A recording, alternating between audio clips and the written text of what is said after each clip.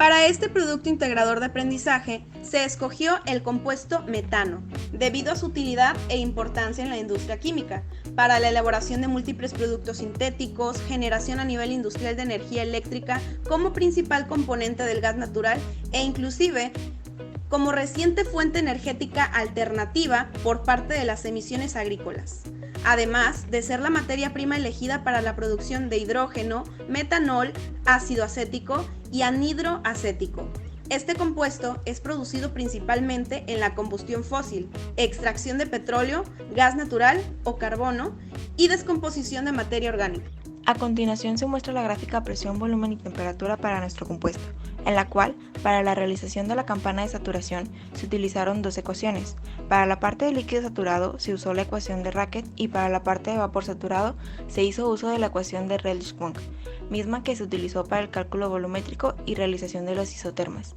Esto teniendo los valores de temperatura crítica, presión crítica, volumen crítico y factor de compresibilidad crítico para nuestro compuesto. Como se puede observar en la gráfica, si se quiere trabajar con vapor de metano sobresaturado, prioritariamente se debe manejar temperaturas mayores a los 220 Kelvin, ya que si se trabaja entre la temperatura crítica y esta medida se puede volver un vapor saturado si se disminuye un poco la presión. Para la elaboración de la gráfica del logaritmo natural de presión versus entalpía, se requirió de la ecuación de Pitzer-Virial y hacer uso de las funciones que ésta incluye.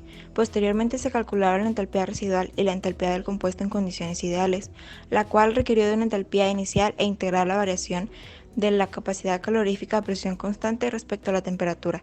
Finalmente, la entalpía real del sistema es la sumatoria de ambos datos previamente calculados. Analizando la gráfica del logaritmo natural de presión versus entalpía del amoníaco, se puede apreciar una similitud en el comportamiento de ambos compuestos. Sin embargo, se puede observar que el metano pierde entalpía de una manera más rápida a menores presiones en comparación con el amoníaco. En otras palabras, ambos procesos de formación son exotérmicos, pero el metano tiende a liberar mayores cantidades de energía. Para la elaboración de la gráfica de entropía versus temperatura, utilizamos la ecuación para calcular la entropía a partir de la entropía residual, la cual se calculó con la presión y temperatura reducidas. Posteriormente se decidió un rango de temperatura de 25 a 400 Kelvin y 5, 10 y 24 atmósferas como valores de la presión para realizar 3 isobras, las cuales se graficaron individualmente para después unirlas en una sola gráfica. Como se puede observar en la gráfica de entropía versus temperatura del metano, las 3 isobras tienden a aproximarse, mientras que en la gráfica de entropía versus temperatura del amoníaco tienden a mantenerse paralelas. Además, para el amoníaco, en el rango de 300 a 400 Kelvin, el valor de la entropía se mantiene en números negativos, mientras que para el metano, en el mismo rango de temperatura, los valores de la entropía se mantienen en números positivos, lo que nos indica que es más viable la producción del metano en ese rango de temperatura que la producción del amoníaco. Para la sección de aplicaciones hemos decidido trabajar con el ciclo de Brayton, que describe el proceso que realiza un motor de turbina de gas para la generación de energía. Como condición inicial tenemos la entrada de aire a 305 Kelvin y a 1.05 bar, y este se comprime hasta 7.5 bar. El combustible que se utiliza es metano. La eficiencia del compresor y de la turbina es del 80%. La temperatura de entrada a la turbina es de 1000 Kelvin y se requiere determinar la relación molar combustible-aire, la potencia mecánica neta liberada por mol de combustible y la temperatura de descarga de la turbina TD, suponiendo una combustión completa del metano y una expansión a 1 atmósfera en la turbina. Para la resolución de este problema decidimos dividirlo en unidades: compresor, cámara de combustión y turbina.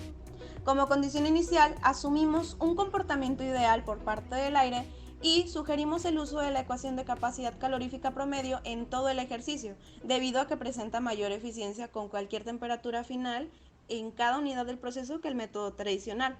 Al encontrar la capacidad calorífica promedio del aire, pudimos asociar por medio de identidades termodinámicas que se pueden aplicar a procesos adiabáticos reversibles, como es el caso, el trabajo que se involucra en la entrada de aire al compresor. Mientras tanto, en la cámara de combustión, tomamos en cuenta la reacción de combustión del metano y en base a ello realizamos un balance de energía para la combustión adiabática y tomamos en cuenta la entalpía de reacción, la entalpía estándar del metano y la potencia neta liberada. Finalmente, en la turbina, el objetivo principal era encontrar el trabajo neto, haciendo una suma de trabajo de flecha y de trabajo debido a la mezcla de aire con metano. Como se puede apreciar, la ecuación para calcular el trabajo de la turbina es análoga a la de un compresor.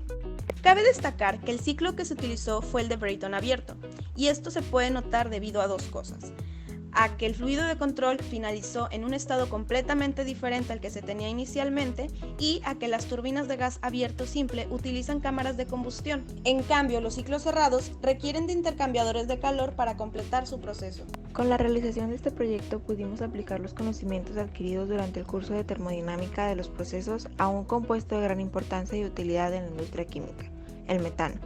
Se trabajó con diferentes condiciones para la elaboración de cada gráfica. Dicho compuesto es utilizado en la generación de energía eléctrica, elaboración de productos sintéticos e inclusive para generar otros derivados como el clorometano, cloroformo y tetracloruro de carbono.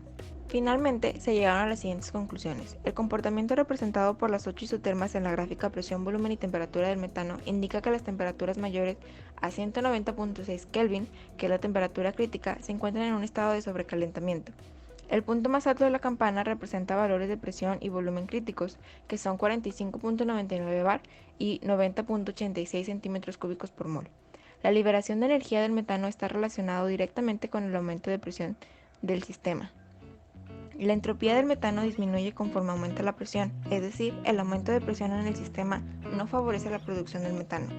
De manera similar, la entropía del metano se ve disminuida por el aumento de la temperatura. La importancia del estudio termodinámico de los compuestos radica en sus posteriores aplicaciones. Un hecho actual es que la Comisión Federal de Electricidad ahora está analizando la posibilidad de la generación de electricidad en centrales de ciclo combinado, describiendo los ciclos de Rankine y de Brayton, lo que quiere decir que tienen aplicaciones reales y eficientes en el mundo real, además de ser un motivo de constante investigación.